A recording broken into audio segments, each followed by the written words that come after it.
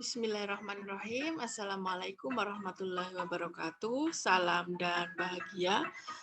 Mahasiswa penempuh mata kuliah pembelajaran tematik yang terpelajar, sebelum kita memulai perkuliahan pada pertemuan kali ini, terlebih dahulu kita buka dengan berdoa agar perkuliahan kita berjalan dengan lancar dan apa yang kita pelajari barokah dan bermanfaat. Berdoa disilahkan. Berdoa cukup. Mahasiswa penempuh mata kuliah pembelajaran tematik yang terpelajar hari ini adalah pertemuan terakhir kita sebelum UTS atau pertemuan ketujuh. Sehingga sebelum membahas materi pertemuan ketujuh, saya akan sedikit mengingatkan kembali materi yang sudah kita bahas dari pertemuan pertama sampai pertemuan ke-6 kemarin. Sebetulnya kita kemarin merencanakan untuk pertemuan ketujuh ini secara sinkronus menyimpulkan sekaligus menyampaikan kuis agar lebih menarik. Namun mohon maaf untuk yang kelas Senin kemarin bertepatan dengan ada rapat, dan yang untuk kelas Jumat ternyata Jumat tanggal merah ya, sehingga kita tidak bisa secara langsung melakukan proses perkuliahan secara sinkronus. Semoga dengan penyampaian ringkasan ini nanti bisa memahamkan kembali materi yang sudah kita pelajari di pertemuan pertama sampai ke-7. Sehingga nanti saat melakukan UTS semua sudah siap. Baik, saat kita mengawali perkuliahan tematik di pertemuan pertama kemarin, kita telah membahas berbagai hal yang harus dipersiapkan sebelum teman-teman mengajar. Salah satunya yaitu harus tahu kurikulumnya, harus tahu kecerdasan siswanya, harus tahu teori belajar untuk menyesuaikan perlakuan kepada siswanya, serta berbagai aspek yang ada pada kurikulum, kecerdasan, dan karakteristik siswa. Pada pertemuan pertama juga sudah kita sampaikan video pembelajaran secara spesifik. Yang sudah lupa materinya nanti bisa dilihat lagi ya. Ini sudah kami lengkapi sipedarnya. Video pembelajaran di pertemuan pertama sudah kami masukkan ke sipedar. Kemudian tugas kemarin sudah dikumpulkan melalui portal. Bisa dilihat kembali hasilnya, dan materi PowerPoint yang sudah kami sampaikan juga sudah saya persiapkan di sipedar juga. Kemudian di pertemuan kedua kita melanjutkan bahasan aspek lain yang perlu kita perhatikan saat kita mengajar. Salah satu di antaranya yaitu kita harus memahami teori belajar serta implementasinya pada pembelajaran SD. Kemarin sudah kita sampaikan, saat kita memiliki tujuan pembelajaran, ingin menjadi apa siswa yang kita ajar, ingin menjadi apa siswa yang kita didik, itu pastinya ada hubungannya dengan alat yang digunakan untuk mencapai tujuan tersebut. Nah, salah satu di antaranya adalah kita harus memahami teori belajar. Misalkan menginginkan anak yang penting pintar, yang penting juara, maka kita menggunakan teori belajar kognitif. Ingin kita memanusiakan manusia, ingin memberikan kebebasan kepada anak, maka gunakan teori humanis. Ingin merubah perilaku anak, maka gunakan teori behavioristik. Ingin membuat anak lebih aktif kreatif, maka gunakan konstruktivis, dan lain sebagainya. Kemarin sudah kita bahas. Materi dan video pembelajarannya juga sudah kami siapkan juga di sipedar untuk mengingat kembali materi yang sudah kita pelajari. Kemudian kita lanjutkan kemarin, selain teori yang digunakan serta implementasinya, di pertemuan keempat juga kita melanjutkan terkait dengan alternatif alat lain yang dapat kita gunakan untuk mencapai tujuan pembelajaran. Salah satu di antaranya yaitu pendekatan dan model pembelajaran, yang mana kita sudah mempelajari berbagai macam pendekatan dan model pembelajaran inovatif yang dapat kita gunakan di SD sesuai dengan karakteristik kekhasan materinya yang kita bahas di pertemuan 5 dan 6. Misalkan nggak mungkinlah kita mengajar materi-materi yang ada PJOK-nya dengan berbasis misalkan menggunakan proses pembelajaran hanya sebatas model pembelajaran berbasis teks. Itu nggak mungkin, karena PJOK lebih kepada praktek, maka pembelajarannya lebih kepada bagaimana melakukan praktikum. Kemudian karena pembelajaran bahasa Indonesia lebih membahas tentang berbicara, kemudian menyimak, menulis, membaca, maka alternatif kemarin yang kita tawarkan adalah menggunakan model pembelajaran berbasis teks. Kemudian materi IPA karena kekhasannya lebih kepada mengajarkan sikap ilmiah, maka gunakanlah model pembelajaran problem based learning, project based learning, pendekatan saintifik, dan lain sebagainya. Yang mana dapat kita simpulkan bahwa secara keseluruhan materi yang kita bahas di pertemuan pertama sampai ke-6 adalah saat kita mengajar, kita tidak begitu saja mengajar, tetapi kita harus melihat dulu. Kita mengajar itu ingin anak menjadi apa? Nah, kita harus melihat tujuan pembelajarannya. Kalau tujuan pembelajarannya ada 3 aspek pengetahuan, sikap, dan keterampilan, maka proses pembelajarannya juga harus diintegrasikan dengan ketiganya. Nah, salah satu alat yang dapat digunakan, misalkan kita melihat dulu pengetahuan apa yang ingin dicapai, maka pengetahuan tersebut kita tentukan dengan pendekatan, model pembelajaran, teori belajar, sampai kepada kemampuan yang dimiliki oleh anak dan karakteristik setiap peserta didiknya. Dengan menggunakan proses pembelajaran yang sesuai karakteristik, sesuai dengan teori, sesuai dengan pendekatan, dan sesuai dengan kekhasan setiap bidang studi baik aspek sikap pengetahuan maupun keterampilan, maka nantinya tujuan pembelajaran yang ingin dicapai baik dari tujuan secara keseluruhan nasional yang ada di kurikulum maupun di sekolah maupun tujuan pembelajaran yang terselip secara pribadi itu akan terimplementasi dengan baik, akan terwujud dengan baik jika proses pembelajarannya juga dipersiapkan semaksimal mungkin. Pada pertemuan ke-5 dan 6 kemarin, kita sudah membahas bidang studi atau muatan yang ada di kelas SD, itu antara lain adalah ada bahasa Indonesia, IPA, IPS, matematika, PKN, PJOK, dan SPDP. Setiap mata pelajaran itu dulu di kurikulum 2006, proses pembelajarannya dilakukan secara terpisah. Namun di kurikulum 2013, implementasi proses pembelajarannya itu dilakukan secara tematik. Lah, bagaimana konsep pembelajarannya, bagaimana konsep dasar pembelajaran tematik, itu yang akan kita bahas secara spesifik di pertemuan ke-7 ini. Seperti yang kita ketahui bahwa pembelajaran tematik merupakan pembelajaran yang berbasis tema, tidak mengacu pada tiap mata pelajaran, tetapi mengacunya adalah dengan tema terlebih dahulu. Pembelajaran tematik yang baik sebetulnya saat kita memilih tema, saat kita akan menentukan kegiatan-kegiatan, hendaknya siswa itu dilibatkan agar sesuai dengan keinginan dan kebutuhan siswa. Sehingga harapannya tema-tema yang ada ini anak didik juga ikut andil. Namun karena mungkin kebiasaan orang siswa-siswa di kita banyak yang belum bisa menyampaikan pendapat dengan baik, kemudian sulitnya berkomunikasi dengan anak-anak, maka di kurikulum 2013 ini sudah disiapkan oleh kementerian semua tema yang ada yang disesuaikan dengan kehidupan anak-anak. Dan kemudian dari satu tema tersebut diturunkan menjadi berbagai macam subtema.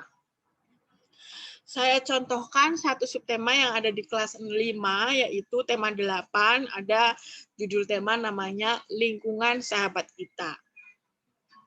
Satu tema ini biasanya di lapangan atau di sekolah itu dihabiskan selama satu bulan. Satu tema 1 bulan. Satu tema terdiri dari 4 subtema, yang mana Satu subtema ini 1 minggu. Jadi 4 subtema 1 bulan. Satu subtema harus diselesaikan 1 minggu ini terdiri dari 6 pembelajaran. Nah, 6 pembelajaran ini yang akan diselesaikan setiap harinya. Pembelajaran 1 di hari pertama minggu tersebut. Pembelajaran 2 di hari kedua minggu tersebut. Jadi bukan hari ini kita belajar apa, tetapi hari ini kita memasuki pembelajaran keberapa. Setiap pembelajaran ini biasanya terintegrasi antara 2 mata pelajaran atau 3 mata pelajaran, tetapi tidak berdiri sendiri. Teman-teman bisa melihat secara spesifik ada di buku guru dan buku siswa bagaimana secara spesifik implementasi dari proses pembelajarannya. Jadi satu subtema diturunkan ke pembelajaran, dalam pembelajaran terintegrasi, misalkan antara bahasa Indonesia dengan SPDP, bahasa Indonesia dengan IPA, bahasa Indonesia dengan IPS, dan mata pelajaran lain. Prinsip-prinsip apa yang harus kita perhatikan saat kita melakukan pembelajaran tematik? Yang pertama adalah tidak lagi memperhatikan perbedaan muatan bidang studi, tetapi prinsip pembelajaran tematik dilakukan secara holistik atau menyeluruh. Maksudnya adalah meskipun di dalamnya ada 2 mata pelajaran, tapi tidak lagi seperti kurikulum 2006 dulu. Sekarang kita belajar bahasa Indonesia, setelah ini kita belajar SBDP, itu tidak. Tetapi pembelajaran kedua SBDP dan bahasa Indonesia itu dilakukan secara menyeluruh, holistik, tidak terlihat. Misalkan ada tema kelas 1, tema diriku. Tema diriku itu membahas diriku bagian-bagian tubuh. Misalkan ada mata, ada telinga lah. Kemudian setelah membahas tentang bagian-bagian dalam diriku, nanti dihubungkan ke SBDP menyanyi. Nah, misalkan implementasinya, hari ini kita membahas tentang tema diriku, subtemanya aku. Pembelajaran pertama. Pada pembelajaran pertama ini, kita akan membahas tentang bagian-bagian tubuh yang ada pada tubuh kita. Misalkan ada mata, hidung, tangan, dan lain sebagainya. Ini contoh di kelas 1. Kemudian, sambil menghafalkan bagian-bagian tubuh kita, mari kita menyanyi. 2 mata saya, hidung saya 1. Lah, sebetulnya itu sedang mengimplementasikan 2 mata pelajaran. 1 bahasa Indonesia memperlihat yang terintegrasi dengan IPA, menyampaikan bagian-bagian tubuh. 2 menyanyi dengan SBDP, tapi tidak ngomong menyanyi yuk SBDP, tetapi langsung secara menyeluruh. Nah, harapannya pembelajaran tematik ini tidak terlihat gerunjal, tidak terlihat ada perbedaan saat perpindahan dari mata pelajaran satu ke mata pelajaran lain, tetapi perpindahan itu terlihat secara holistik atau menyeluruh. Kemudian, kenapa mungkin dulu sudah saya sampaikan, kenapa pembelajaran yang ada di kurikulum 2006 kemudian dirubah menjadi 2013, alasan lainnya adalah dalam kurikulum 2013 menginginkan pembelajaran yang dilakukan itu bermakna. Dikatakan bermakna jika apa yang kita pelajari itu diimplementasikan dalam kehidupan sehari-hari. Itu artinya apa yang kita ajarkan tidak hanya berhenti sekedar di teori, tetapi nanti diimplementasikan dalam kehidupan. Misalkan di tadi kelas 1 tema aku dan keluargaku, misal akan dikatakan bermakna keluargaku, misal etika saat kita akan pergi, maka kita harus berpamitan kepada orang tua. Sudahkah kalian berpamitan? Ayo kita praktekkan bagaimana cara berpamitan yang baik. Besok dipraktekkan juga ke orang tua ya. Besoknya lagi ditanya, tadi sudah dipraktekkan belum? Yang harapannya jangan hanya berhenti di pengetahuan, tetapi diimplementasikan dalam kehidupan nyata dan diwujudkan dengan perubahan sikap anak-anaknya. Kemudian, prinsip yang ketiga adalah otentik. Otentik ini adalah orisinal, asli. Jadi, ini kaitannya dengan bagaimana mengevaluasi. Jadi harus ada bukti nyata. Bukti nyata kalau dia sudah merubah perilaku itu apa? Lah nanti ada bukti nyata foto, bukti nyata perubahan, bukti nyata perubahan sikap, bukti nyata penilaian sikap. Nanti ada bukti-bukti fisiknya. Jadi harus ada bukti perubahan yang terjadi, baik dari aspek sikap, pengetahuan, dan keterampilan. Itulah mengapa di kurikulum 2013 proses pembelajarannya lebih mengaktifkan siswa karena harus ada bukti fisik perubahan yang terjadi dari yang tadinya tidak tahu menjadi tahu. Mana bukti tahunya? Itu harus otentik, harus ada bukti fisik. Misalkan dibuktikan dengan dia presentasi, dibuktikan dengan dia mengerjakan dengan soal yang baik dan benar, dibuktikan dari perubahan sikap menjadi lebih baik, dan perubahan-perubahan lainnya. Kenapa sih kok harus berubah dari pembelajaran kurikulum KTS menjadi kurikulum 2013? Kenapa dari yang tadinya berdiri sendiri-sendiri menjadi tematik? Salah satu beberapa tujuan dari pembelajarannya dilakukan kenapa tematik, antara lain yaitu dengan pembelajaran tematik, pembelajarannya mudah memusatkan perhatian pada satu tema atau topik. Jadi ya itu lebih sesuai dengan kehidupan anak-anak. Kemudian dengan pembelajaran tematik, mudah mempelajari pengetahuan dan mengembangkan berbagai kompetensi mata pelajaran dengan tema yang sama. Jadi misalkan tema diriku, ya semua materi tentang diriku digabungkan menjadi satu. Jadi mengintegrasikannya mudah. Tidak ada materi yang terpisah-pisah meskipun tumpang tindih. Misalkan ada bahasan yang di IPS dengan PKN sama, tetapi dibahas di bulan yang berbeda. Lah dengan pembelajaran tematik ini, materi-materi yang mirip dengan satu dengan yang lain bisa dijadikan satu tema. Dengan pembelajaran tematik, pembelajaran yang dilakukan juga memiliki pemahaman yang lebih mendalam dan berkesan karena diimplementasikan, diekspresikan, kemudian dipraktikkan dalam kehidupan sehari-hari.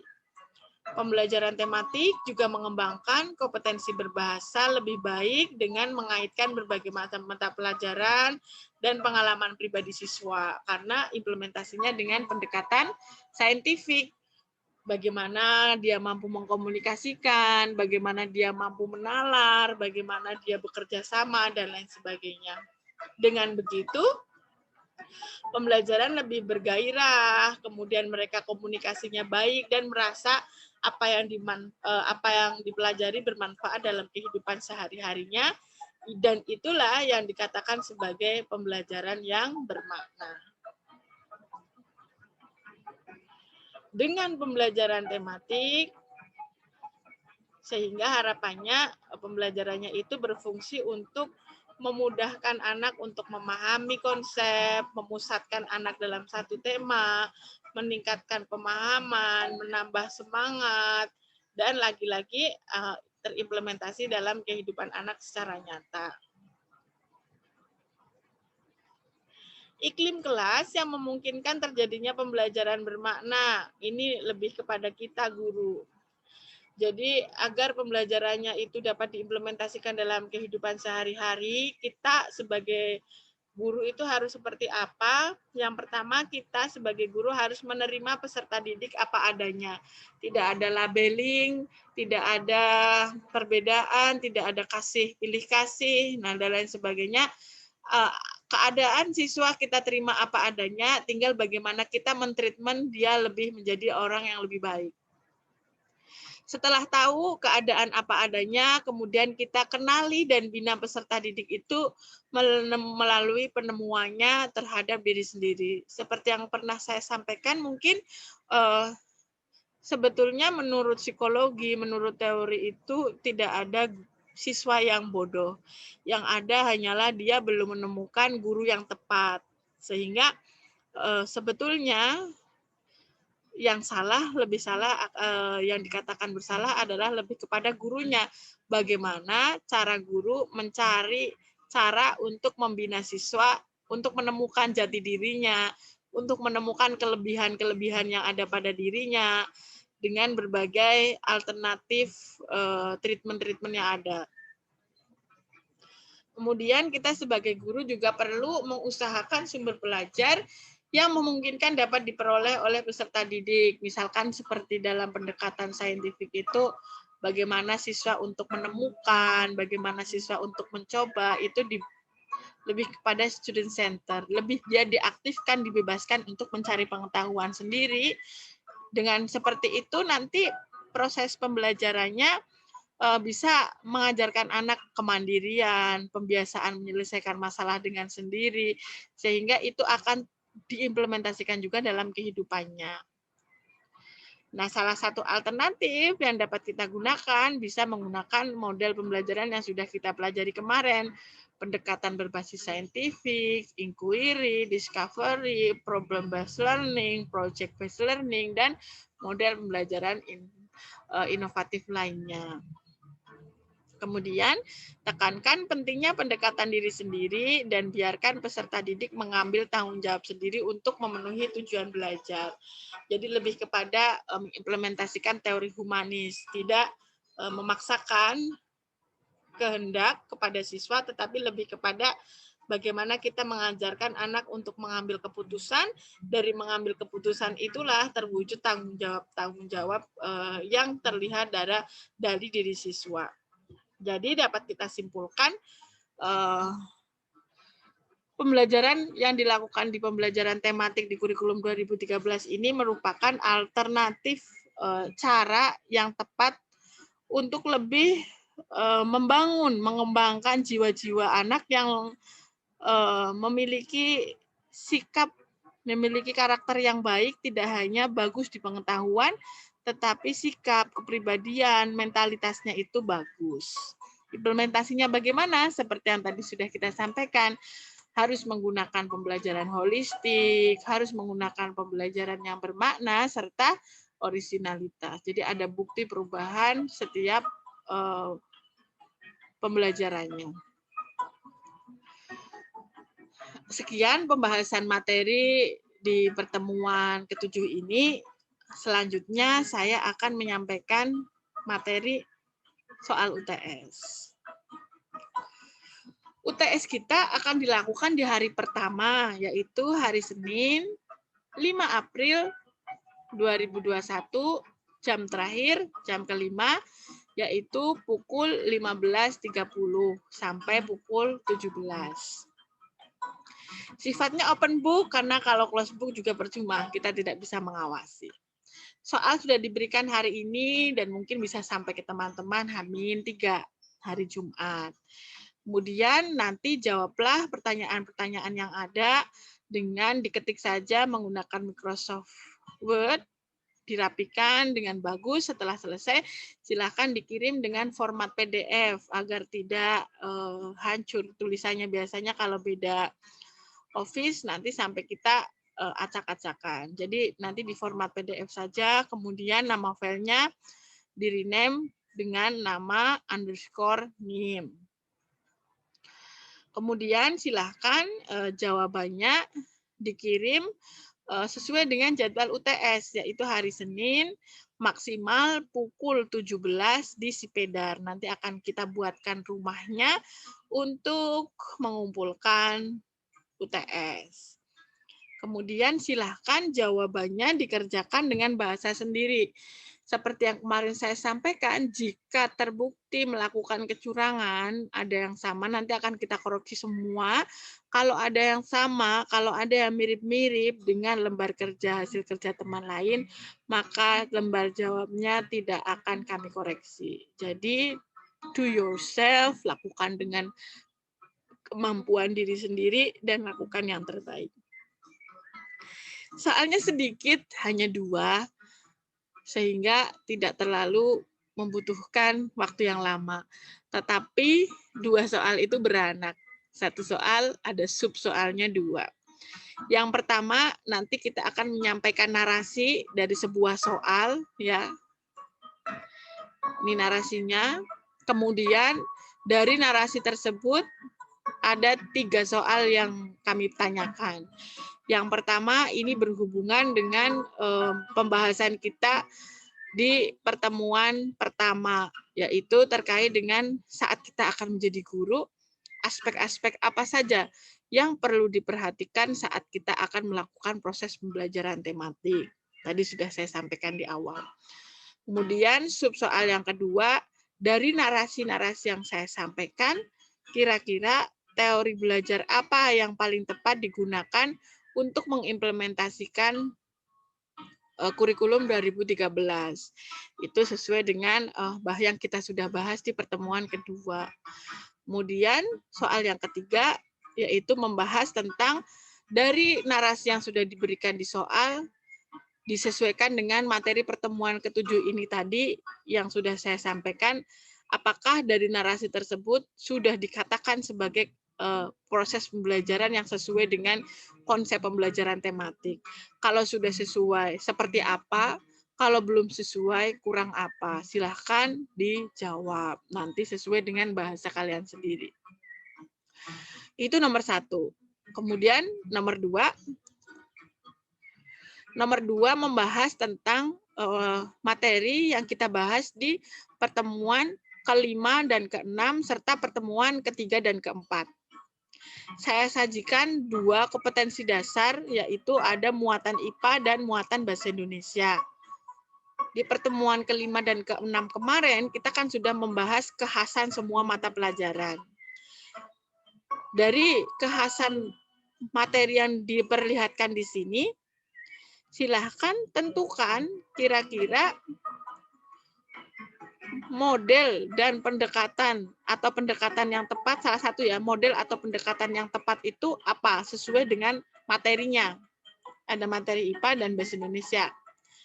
Nah, setelah selesai menentukan model atau pendekatan, silahkan dideskripsikan implementasi dari model atau pendekatan yang dipilih. Misalkan, pendekatan saintifik yang dipilih, maka di bawah dideskripsikan bagaimana mengimplementasikan, menanya, mengamati, mengumpulkan data, mengolah data, sampai mengkomunikasikan. Begitu juga jika model lain yang diperlukan, yang ditentukan, misalkan model pembelajaran problem-based learning, maka silahkan perlihatkan implementasi dari langkah-langkah model problem-based learning dengan materi yang ada.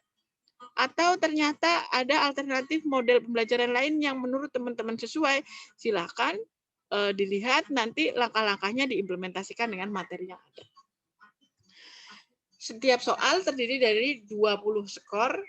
Tadi subsoalnya ada 5 sehingga setiap sub-soalnya ada 20 sehingga nanti kelimanya jika nilainya maksimal akan mendapat nilai 100. Demikian yang bisa saya sampaikan. Good luck untuk UTS kalian, lakukan yang terbaik, nggak usah mikir tetangga, nggak usah mikir rumput tetangga lebih rindang, tetapi lakukan, kerjakan sendiri. Percaya diri, kembangkan kemampuan sendiri, dan maksimalkan kemampuan yang ada pada diri kita. Sukses untuk kita semua. Terima kasih, selamat mempersiapkan. Wassalamualaikum warahmatullahi wabarakatuh. Salam.